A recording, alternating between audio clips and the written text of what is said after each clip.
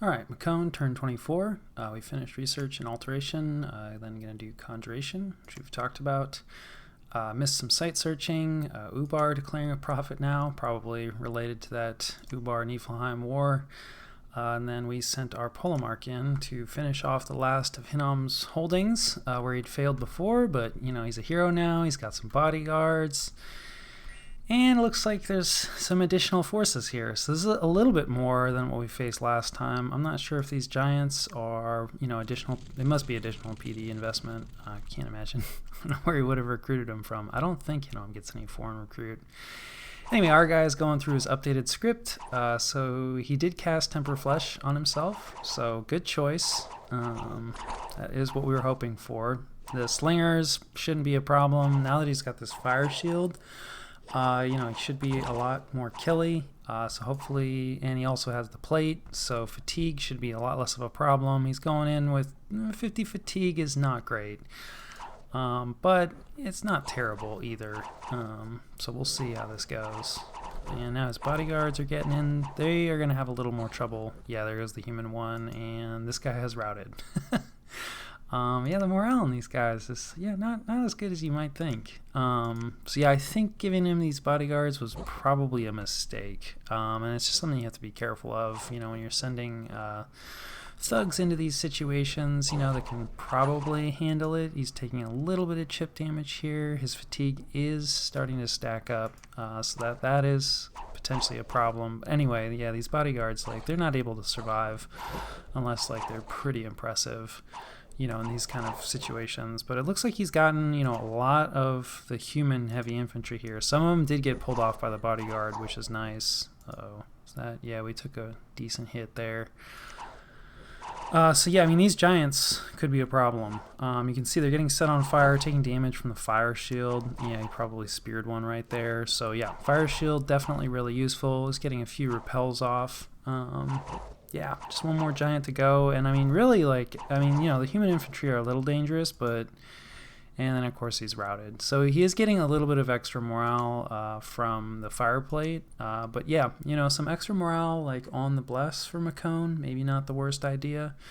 His fatigue was getting a bit high, he is taking damage. 29 protection is good, but not quite good enough to prevent, the chip damage from coming through.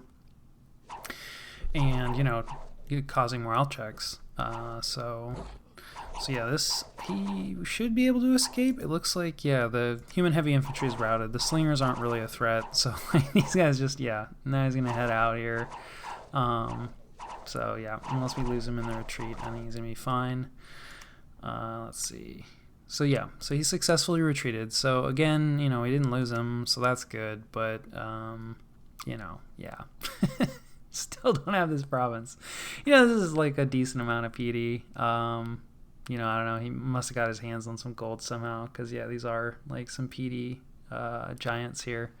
So he's upped it since the last time we were here. But still, these Polomarks ought to be able to handle this kind of. So definitely need to rethink the bless. Maybe rethink his.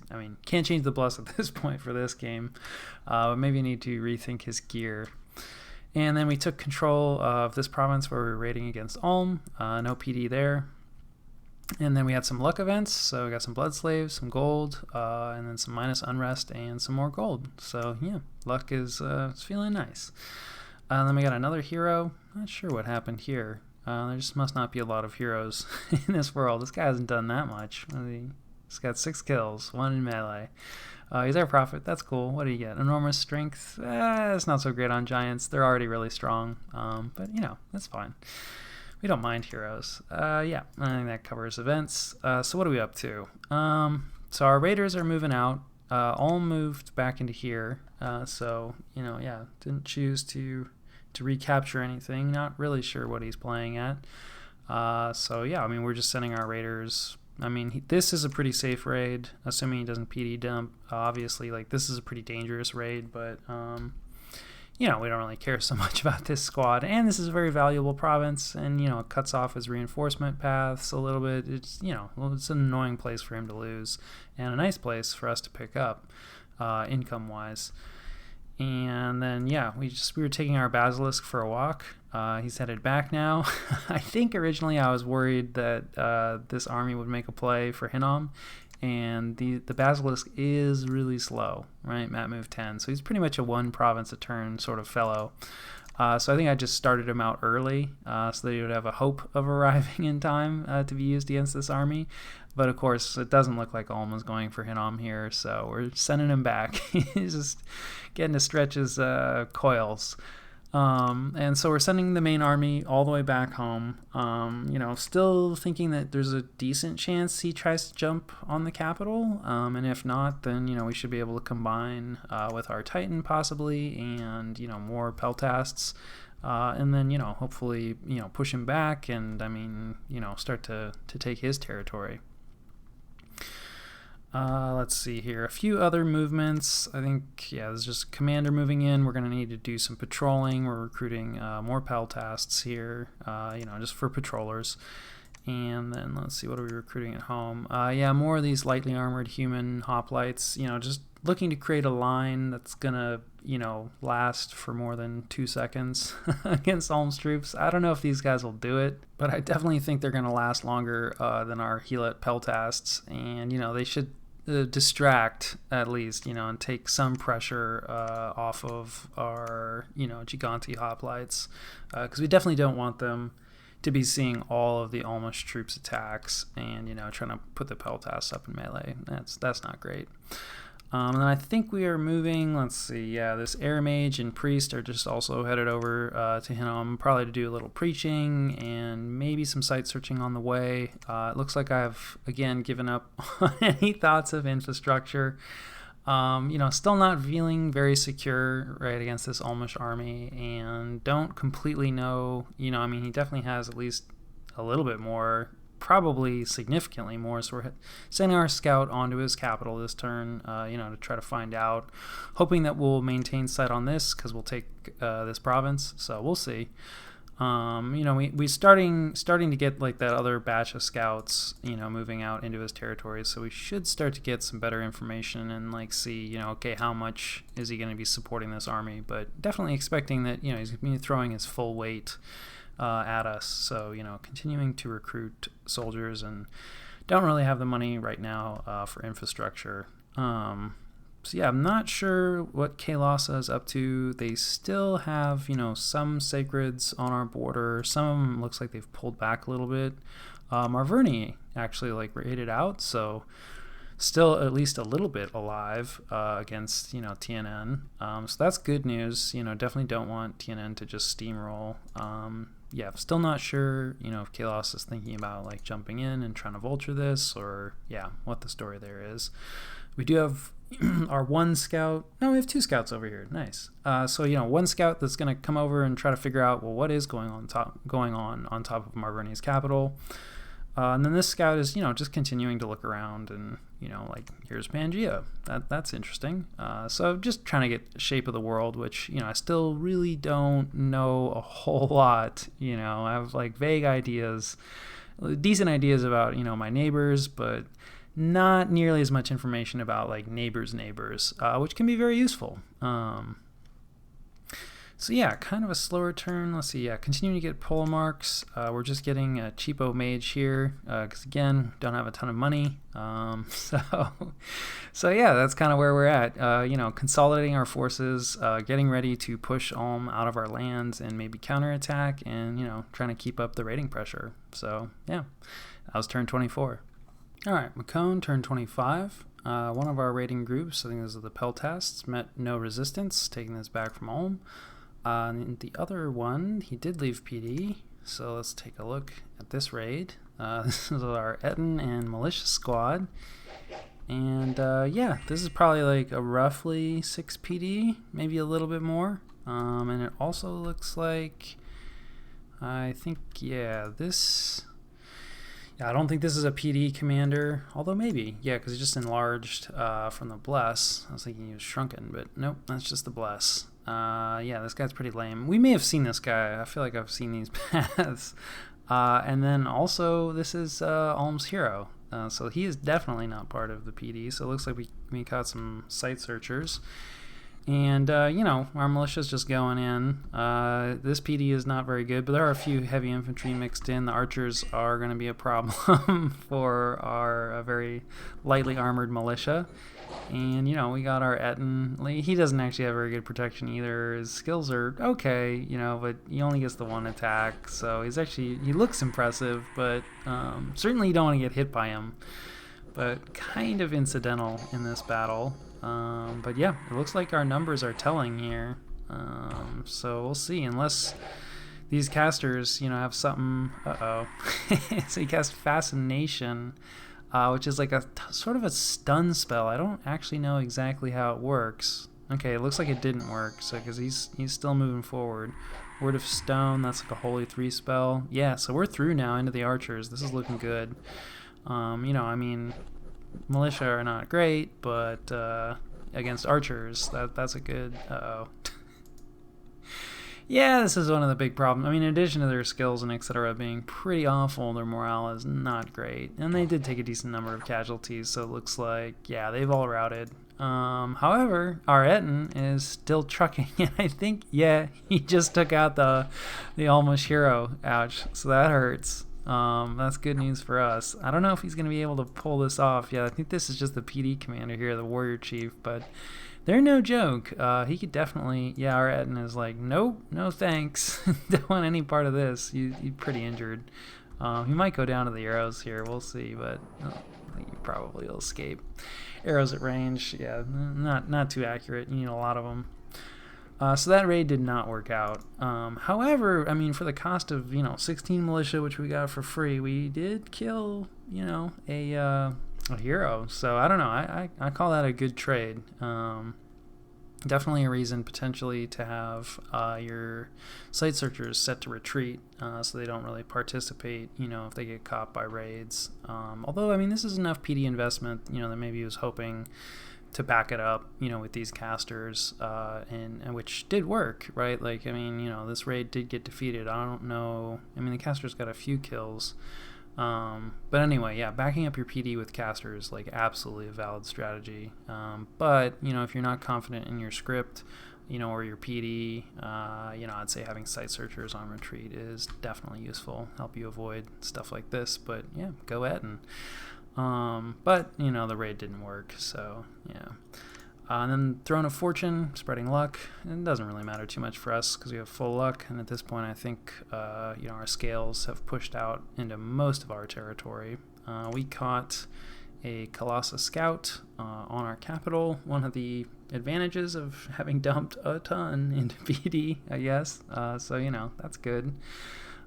Probably this is, him just scoping the lay of the land, but I never anytime I catch a scout on my capital, that's kind of like, okay, what's going on here? So something to keep in mind when you're scouting other people's capitals. That's, bit of an aggressive move. And then, we had some promotions, and then we were not fast enough to find out what was happening on Marverni because they were vanquished. So our scout just sees that it was indeed TNN that finished him off, and a pretty substantial stack here of just sort of random garbage. There could be a bunch of elves in there as well, but at least some of this is mercenary band, probably the Vetis. But then the other stuff, I guess, is just recruited, which is kind of interesting. Probably just siege strength, etc. And that's why it's moved off and just captured this, because it probably broke the walls last turn, and then he sent his real army in to capture it. So the elves are probably here, but it's hard to track elven armies. Pretty much impossible, really. So what are we up to? All right, we're going back in to Kunaral. This is risky. I don't think I discussed with TNN. I was hoping to just grab this, but there's a pretty good chance that this just hops right onto here. And that'd be kind of an aggressive move, but I get the sense, TNN has been aggressive out the gate. They immediately rushed down. I think, Baratos was down here somewhere, right? So they took out Baratos. They have a strong bless. They probably have quite a few sacreds. They then immediately turned around, and jumped on weakened Marverni. I don't see any reason why he wouldn't just try to, like, Hinnom is gone, right? And so, like, if he can grab this before I can, like, why not? Obviously, I'm not doing great, right? If, I'm like, yeah, he's probably aware, that there's an Ulmish army in here and I have other problems. So we're going in again, third time's the charm. I don't know. This time we're bringing in the Prophet. That'll help, like a little bit of magical firepower. He's got a few bodyguards. Bringing in, some Peltas, because that's what we have. It's a little risky, because, the Peltas dying might, rout our thug. Gave him the bodyguards again. This was, I think, a mistake, because, yeah, they just didn't do hot last time. Probably should have just thrown him onto the Prophet, but, that's what I did. So yeah, I probably wouldn't make this attack if I wasn't so worried. And then, of course, there's a good chance that, we'll bump into this and, lose it all. But we'll see. It depends. He does have Arcocephali here, and Kalos. So, like, there are other people who might be interested. This just got captured, which is a good time to jump in. So he may not be looking, to continue to tangle. So yeah, we'll see how that goes. And then we're just pulling back the remains of this raiding force. Like, yeah, I don't really see the point of, sending it in here again. Certainly can't send it against this army, which is just hanging out. So, that's cool. These raiders, just moving on, like, sure, why not? We'll see if we can get this back. Pushing our scouts forward. Ulm does have another pretty substantial army, looking, pretty similar, pretty scary. These Iron Warriors, Steel Warriors, or Sacreds, like, yeah, this is not good. So, need to deal with this army, but also need to make sure that, deal with it effectively without a ton of losses, because, this is going to be, like, right behind. So if we win, but we lose a bunch of stuff, that's maybe not so much of a win. So yeah, definitely good that we got the scout on here. Headed off to kind of see what's going on Niflheim's border. Definitely, on and off contact with the Niflheim player, talking about, is he interested in going in on Ulm? Because, Ulm is fairly distracted, right? At least half of his forces, maybe more, are kind of tied up in our territory. So, if he comes in and, he wouldn't be able to grab the capital cheaply, but, certainly more easily than, if Ulm's attention wasn't divided. So, interested to see, if Niflheim has, any forces on their border, maybe catch him coming in. Also, like, there's a good chance if he's patrolling with all this that we'll lose our scout, so don't want that to happen. We do not have a ton of scouts. And then, let's see, at home, yeah, continuing, same recruitment. And then what about over here? Just a few Peltas, no mage even. Our money situation is still pretty sad. So, definitely need to start controlling this unrest. This is cutting down, like, yeah, you can see we're only getting 236 from this capital, despite it having more population, just by a little bit, as compared to Mekone. Although Mekone, 289. These are not high numbers for capitals. What is our patrol situation here? We really have no excuse. Okay, yeah, we're patrolling with, like, everything. Maybe not quite everything, but yeah, we're patrolling with a lot, so probably just started that this turn, I guess. So yeah, this is not good. You don't want all this unrest. And then, let's see, what are we doing? Okay, yeah, trying to get this guy out. He's kind of rainbowy, going to be doing some site searching. And then, yeah, this guy doing a little site searching, a little preaching, like on their way over to Hinnom. So, that's all good. Definitely behind. Right, it's like turn 25, and, like, we really have not done, like, a lot of site searching. So, yeah, that's not ideal. Like, our gem income is not good. Yeah, like, no water gems. Yeah, it's not good. So yeah, 2v1 has definitely, like, put us behind. And anytime you're jumping in, even just doing early, like, 1v1 war, like, that's time and energy spent on that's not spent on, your site searching and your infrastructure and etc. But I think in this case, I've really done pretty poorly here. So yeah, hopefully gonna catch up a little bit on the site searching there.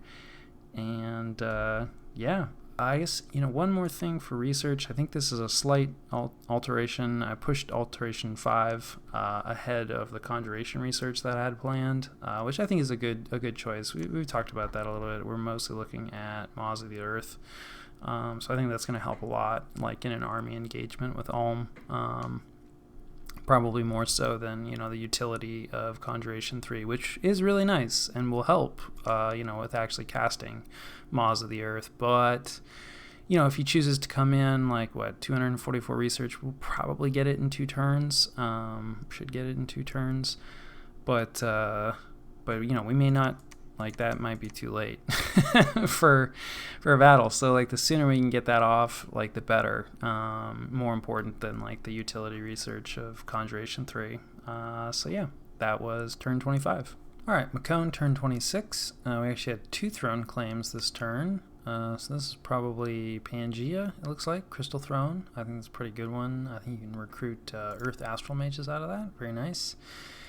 And then, not sure who this is, but they got a claim on the Iron Throne. Also, I think pretty good. Maybe that one's Astral Earth. I can't remember. Both of these provide foreign recruit mages, though, which, depending on the nation, can be really useful. So we had a miss with our Air Searcher. Pretty normal. And then, we had a bump in Aral with, TNN. And this was not unexpected. So let's see what maybe they just sent a small force in. Nope. So, all right, this is the thing about elves. We saw a lot of this garbage. It does look like maybe the mercenaries expired and he didn't bother, rehiring them.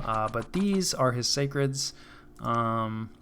And, you can see, let's see, what's his bless? This is the first time I think we're actually seeing his bless. So that's double attack skill, I think triple defense skill, because it's in 2 increments, plus 2 increments. Just your normal level of blood surge. And then that's double combat speed, I believe, because I think that's in 30% increments. So yeah, this is a pretty substantial stats bless. This is a very aggressive bless. This is going to help him right out the gate. Because a lot of the defensive blesses you can take, things like fire resistance, shock resistance, all that kind of stuff, is really useful, in the mid game, mostly the mid game, and I mean late game too doesn't hurt for sure. Because it's going to help you out, against a lot of player spells. But it basically helps you 0 for expansion, and even kind of for early wars, if it's your sacreds versus their sacreds, or just your sacreds versus an enemy army. It's okay, you have fire resistance, but it's nobody has any research done, so who cares? There's no fire magic coming out. And then of course the other downside of taking the, the resists bless is that in the mid game it's super important. But then as the game tends to go later, you start to unlock a lot of battlefield-wide resistance spells. So, which, don't get me wrong, when you combine that on top of your sacred's, bless resistances, can make them, that much harder to kill. But it can kind of become a waste, because it's okay, you're covering this with your bless, and now it's also being covered by spells. So this is going to make these guys, really killy, which is nice because it's going to help you right out the gate. It's going to possibly be a problem in the mid game, right, as more magic comes online, and it might be hard for him to get some of those elemental resistances. The only other thing I will say is there's no strength on this bless, which is a bit of a problem. 13 strength is above average, but not by much, and 18 pierce damage, and then, he's built in magic weapons. These guys are cool. They're good sacreds. And this, attack skill 20, defense skill 25. Oh, man. And combat speed 17 is pretty much approaching kind of cavalry levels almost, getting up there, certainly way faster than you'd expect from infantry. So that's kind of interesting. These guys aren't super quick, so that kind of helps. And they don't love archer fire, right, because it pops their glamour. So oftentimes getting them into combat quickly, into melee quickly, can be really nice. But yeah, that's maybe something. I'm not so sure about double combat speed on these guys, but definitely the stats is going to make them disgusting in terms of trying to land a hit, and then they're going to be hitting very consistently. But not for a ton of, I mean, good amount of damage, but not a ton. Anyway, this is not going to matter for this PD. Some of his garbage goes in first. These guys are actually like decent. They berserk. I think they get like, yeah, a bite and stuff. So they have 2 attacks. And they're size 3, so their density, their attack density still isn't like great. But anyway, it's nice that, you know, they soak up a lot of the casualties, right, rather than like any of his sacreds. So yeah, this is super bad news for our raid. You know, and of course it just has a billion projectiles. Let's see, does he take any losses? Not really. You know, just some of these warriors. He does lose 2 sacreds, and that hurts a little bit, but he's got 35 of them. This was a lot of PD. He did have a few retreats, probably. Oh, wait, these are, whoops. These are our retreats. It's kind of weird. If there's multiple battles and you have like a retreat in like any of them, then like your retreat details show up for like all the battles. So anyway, spoiler, our raiders do not have any additional, they don't have any success. Kunaral is not our place. Yeah, this is not going to go well. Oh, good luck, Peltasts. They don't love projectile fire, so like this is super bad news. You know, they get a few javelins off, right? There's a few glamours, I think, that get popped. And then, you know, here comes our Polemark, you know, who is going to be a little annoying to take down. You know, you see, like, here's somebody getting set on fire from Fire Shield. But, like, our Polemark, you know, I mean, he's a hero. Like, he's got experience. He's got an attack boosting item. His attack skill is 20, but, like, he's still kind of struggling to connect with these, you know, defense 24. It's not a guarantee that like he's getting a hit every time. Like I think he's so he has triggered Blood Surge, so you know he at least got a kill. You know, and they're struggling a little bit. You can see that it's like, okay, he's taking chip definitely. You know, he's at, yeah, his morale's failed. Like, you know, he's got an affliction now. But it's not like they just completely rolled over him. Honestly, with like maybe a slight change of kit, maybe like bracers of protection. Dominions, it's kind of interesting. I mean, you know, it's always, because of the exploding dice system, there's always the chance, like there's always going to be some chip damage coming through if you see enough attacks. But a lot of times things are very like on off, where it's like, you know, 29 protection, like they're going to be repeatedly just chipping a little bit through. I mean, I say a little bit, but like there's a 6 in there, so we might need significantly more protection. But it's like once you hit a certain level of protection, then all of a sudden almost all that chip damage just sort of disappears, right? Because they're just getting no hits short of an exploding die. And I don't think we're too far off. Maybe not. Maybe I'm wrong. He's definitely taking damage. But anyway, we certainly could do things to boost his protection. And this is one place potentially where, now, I mean, this is enough stuff that, I mean, well, even regardless, he's going to fatigue out. But it is one downside of using these plates, because this is actually less armor than like his default armor. So, you know, that is a downside of using those. But anyway, yeah. Yeah. And then some Peltast, he was probably crippled, couldn't make it off the field. And, yeah, that went really badly. Like, you know, that was kind of worst case scenario. It certainly crossed my mind that there were a bunch of elves there, but I figured, well, maybe he won't, right? They probably have better things to do than just taking one random Hinnom province. Wrong. So I don't know whether he was looking to engineer that bump, you know, and like maybe an opening. I mean, we do have a nap technically. So probably not. You know, he probably was just aware that I was going to be trying to take it, and he wanted to make sure that he took it, and he did. We did manage to get 13 Tuatha warriors, which is good. You know, it's sacred. So, I mean, yeah, we accounted probably for 9 of those with our Polemark. Possibly some of the others were like friendly fire. You know, we did have 1 kill from our Prophet and 1 from our Peltasts. So, but yeah, I think some of those might have been like friendly fire. He did have a lot of arrows and slings and stuff coming out. And then, yeah, I mean, a few of our units retreated back. I think our Prophet survived, so that's cool. But, you know, we lost our hero, which is sad.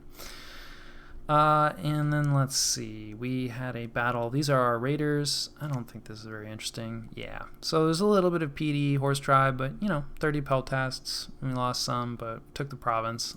So that worked out. And then, let's see, we got a lab, boots the messenger, that's nice, some gems. I don't think we want a fort here. maybe. So that's not great that the lab ended up there, but that's luck for you. And this is huge, 1,000 gold. So you get these kind of events with misfortune, but oftentimes the quote treasure is like 60 gold or like 120 gold, which is always welcome, but it's not 1,000. And then some gems, and then this is a 25 gem item right here, a flame helmet, which is super nice. We can actually make it so it's not, sometimes with luck you'll get like boosters and stuff where it's like, wow, like I couldn't have even made that, so it's really lucky. Flame helmet is one that we would be able to make, but I mean it's 25 gems that we don't have to spend, and it's a booster, so that is really nice. Let's make sure. I hope I have luck here. Yeah, so in luck 2, not even full luck scales. So yeah, definitely a case where I think luck is helping us out. And then, of course, Hinnom is vanquished. We didn't even get the vanquish. That's a little embarrassing. And yeah, now we have this like super awkward little dongle of terror. This is not good. This is not a great look to the end of the war. Like, we literally have 2 other factions like just fucking staring at us. Like, this is not good. We have naps with both, so like diplomatically we didn't do terrible other than that whole 2v1 thing. Let's not talk about that. But what 2v1? It was 1v1 now. But anyway, yeah, this is not a totally successful conclusion to this war. This is not the look that you want for your conquest. But we did at least get the capital, so not all is lost. Continuing, this guy's site searching, pushing around this site searcher, sending these guys home because, this army just lives here now. I think I was talking to Niflheim, and he was saying that he thought that Ulm was building a fort here, which would explain the army hanging out. Kind of an interesting decision. Maybe he's just not, I don't know, feeling as secure, would like to have a fort. I don't know, weird stuff. So anyway, we're just sending these guys back. Maybe they live, maybe they die. Our army is also just hanging out, in this sort of just weird standoff. So we are, we should get Alteration 5 next turn, and then hopefully we will march out and deal with this Ulmish cancer just in our lands, and I think that more or less covers it. Let's see, we switched up recruitment a little bit, finally getting one of these Elder Cyclopses. Definitely late on grabbing one of these guys. They're super handy and really useful, and all of them can make Dwarven hammers, and I have been forging gear, and I mean you don't, I don't know, people argue back and forth about Dwarven hammers, but anyway, if you're going to be forging a lot of gear, it is nice to have a few hammers, and I have been forging gear, without hammers, so, and I think Calum had asked me for a hammer at this point, and I definitely wanted to deliver, because it's something that Mekone can normally do, and I think it's definitely a flag, right? If a experienced player asks for something, in trade that you ought to be able to supply, and you're like, you can't. I don't know. I just think that they're more likely to be like, okay, well, this, probably I can eat this player, and I just think that people, if you're trading, it's a positive relationship, right? They're like, oh, I can, get some other useful items from this player in the future. So just less likely to attack. So when possible, assuming that it's a fair trade, which I forget offhand what we end up trading for. We'll see it happen. But it was a fair trade that was offered. So I usually try to, fulfill those, assuming I'm not interested in attacking myself. But yeah, so that's part of why. And they're just useful units. It is always sad to not be recruiting a Polemarch. But we have quite a few. And, they're not cheap. 118 gold in upkeep a year, like that is substantial. I mean, not that the Cyclopses are worse. They are extremely expensive. So that is one reason you don't want a ton of these guys just hanging around, doing nothing. And then we switched over to the heavily armored Gigante hoplites. I think I just felt that I had enough of a front line. Let's see, we got 43 of these guys. They're just there to tie up, Ulm's troops for a little bit. These guys are much better. So we want to be recruiting them as much as possible. So every turn that, I'm not recruiting them out of the capital is always a little painful. So happy that I've returned to that, because definitely going to help. Maybe less than normal against Ulm's troops, but yeah, definitely better. And then, trying to get some Peltas stuff, right? Like, this is not a good look, like I said. And we just lost, like, everything over here. So we need some patrollers, we need something. And then, of course, we actually have some gold left over because of that luck event. So, our infrastructure is so poor, we can't really even take advantage, at least not immediately, of all the gold that we get, through luck events. So, yeah, things not going fantastic.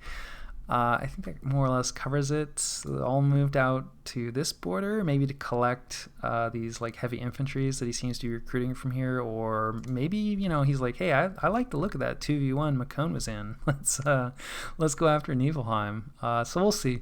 Sending the scout north to maybe get some eyes on another one of Ulm's neighbors, to potentially convince them to come in, because I think Niflheim they're busy with other stuff, so they were not ready at this point, certainly, to jump in against Ulm.